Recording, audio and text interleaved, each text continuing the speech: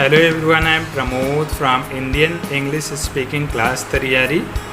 So guys, Indian English Speaking Class तैयारी के channel पर एक बार फिर से आपका स्वागत है। और जैसा कि आप देख पा रहे हैं कि स्पीच की सीरीज़ में आज मैं लेकर आया हूँ आपके लिए एक नया स्पीच जिसका नाम है माय स्कूल पियन।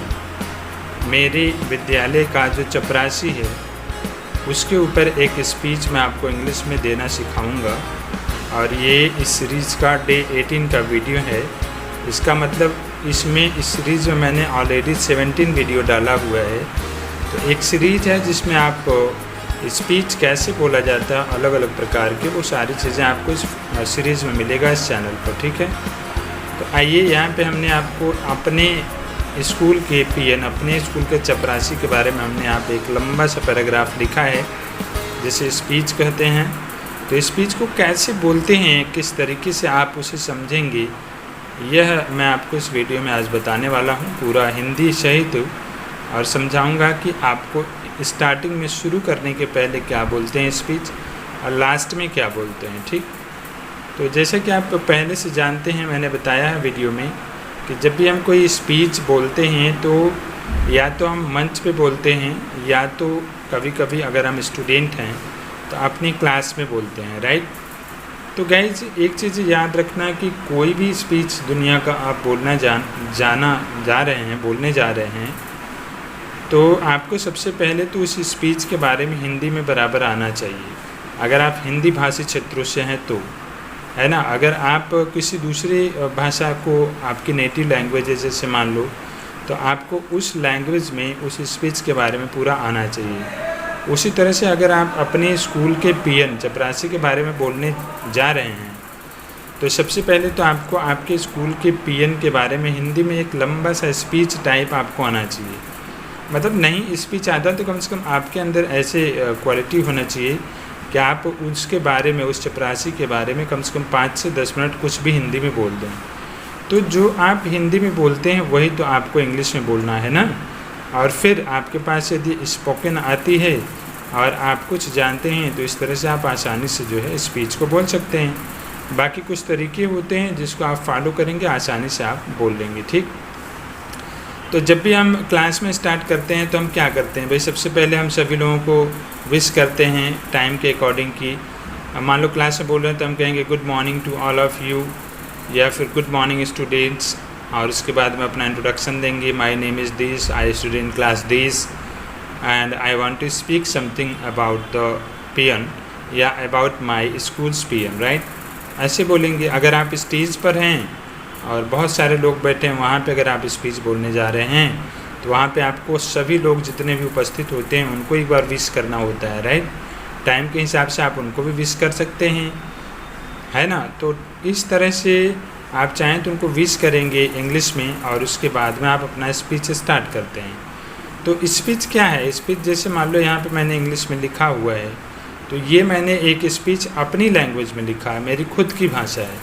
जैसे मान लो मैंने एक सेंटेंस बोला कि वह 45 साल के हैं, ही इज़ 45 ईयर्स ओल्ड। उस चपरासी के बारे में मैं बोल रहा हूँ कि the name of my schools peon is Singh. मेरे स्कूल के चपरासी का नाम सिंह है, वह 45 साल के हैं, राइट।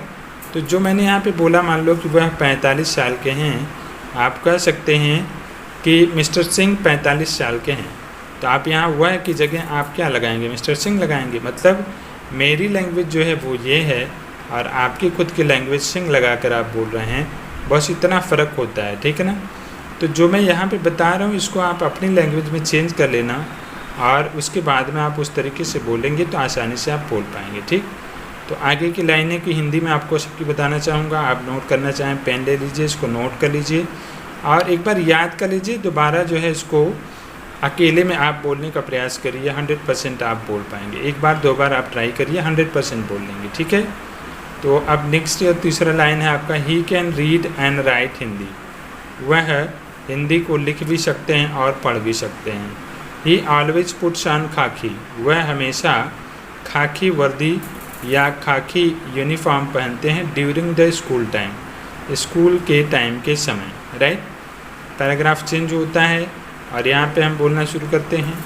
याद रखना गाइस, जब भी हम स्पीच बोलेंगे तो हम बिल्कुल इतना स्लो बोलेंगे और इतनी अच्छी आवाज़ होनी चाहिए कि हमारे शब्द और सेंटेंस और पैराग्राफ जो हों वो बिल्कुल क्लियर होना चाहिए, ताकि जो सुने वो हमें आसानी से समझ सके। स्पीच का मतलब यही होता है, ठीक। अगली लाइन है he comes to school early in the morning. वह सुबह सुबह जल्दी स्कूल आ जाते हैं। He clean the dust from the furniture and the class with principal's office.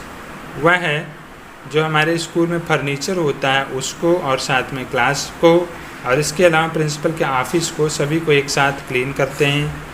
He rings the school bell on time. वह है स्कूल की घंटी जो है बिल्कुल टाइम से बजाते हैं। Beside this he also does many other duties. इसके अलावा वो और भी कुछ काम करते हैं। He always sits outside the principal office. वह है प्रिंसिपल ऑफिस के बिल्कुल सामने बगल में हमेशा बैठे रहते हैं। He takes the principal's order to the teachers. Principal जो ऑर्डर देते हैं वह उस ऑर्डर को जो है फॉलो करते हैं टीचरों के लिए। He also obeys the teachers. वह टीचरों की बात को भी मानते हैं, मतलब जो टीचर कहते हैं वह भी वो करते हैं, right. Sometimes he also helps the students in many ways. कभी कभी वह जो है विद्यार्थियों की भी सहायता करते हैं अलग अलग तरीके से। He carries the files from one place to other places. वह है ऑफिस में एक ऑफिस से दूसरे ऑफिस तक या एक जगह से दूसरी जगह तक जो ऑफिशियल फाइल्स होती हैं उसे यहाँ वहाँ ले जाते हैं, पहुँचाते हैं, राइट। तो ये आपने एक स्पीच पूरा बोल दिया उनके बारे में। अभी मैंने मान लो कि बहुत थोड़ा सा इनके किसी ओवरऑल प्रिंसिपल के बारे में या फिर इस पीएन के बारे में मैंने बहुत थोड़ी चीज़ें बताई, ठीक। अगर आप चाहें तो आपको बढ़ा चढ़ा करके और भी बोल सकते हैं, कोई दिक्कत नहीं है। आप इसमें ऐड कर लीजिए अपनी बातों को और बढ़ा कर लीजिए।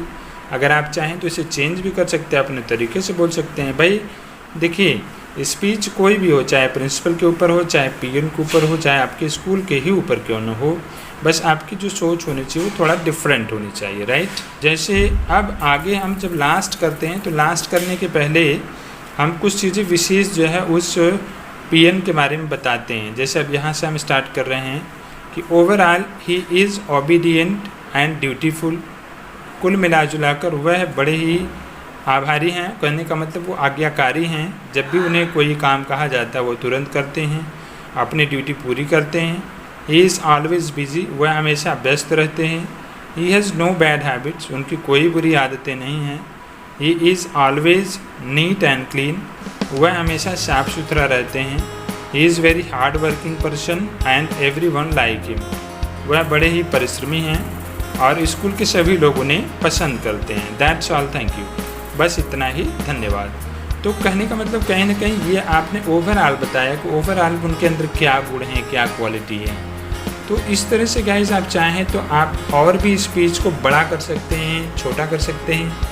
आपके स्कूल के पीएन के बारे में आपको जितनी भी जानकारी उतना और भी बढ़ा चढ़ा करके बोल सकते हैं।